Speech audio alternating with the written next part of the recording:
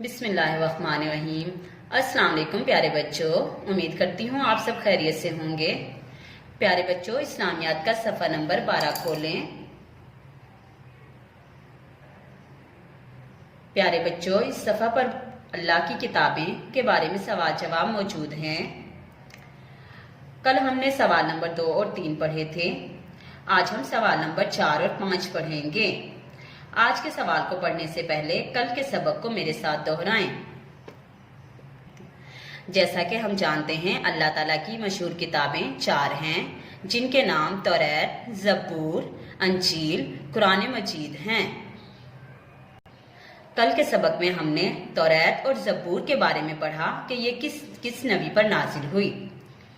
हम दोबारा से दोहराते हैं इसको। तौरात किस नबी पर नाजिल हुई? हजरत मूसा अलैहिस्सलाम पर।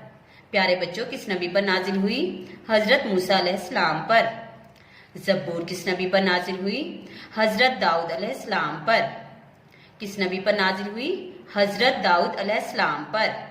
आए हम अपने आज के सबक को पढ़ते हैं। सवाल, अंजील किस नबी पर नाजिल हुई? हजरत ईसा अलैहिस्सलाम पर। अंजील किस नबी पर नाजिल हुई? हजरत ईसा अलैहिस्सलाम पर। सवाल नंबर 5, कुरान शरीफ किस नबी पर नाजिल हुआ? जवाब, हमारे प्यारे नबी हजरत मोहम्मद सल्लल्लाहु अलैहि वसल्लम पर। प्यारे बच्चों, आए हम अपने आज के सबक को फिर से दोहराते हैं। अंजील किस नबी पर नाजिल हुई?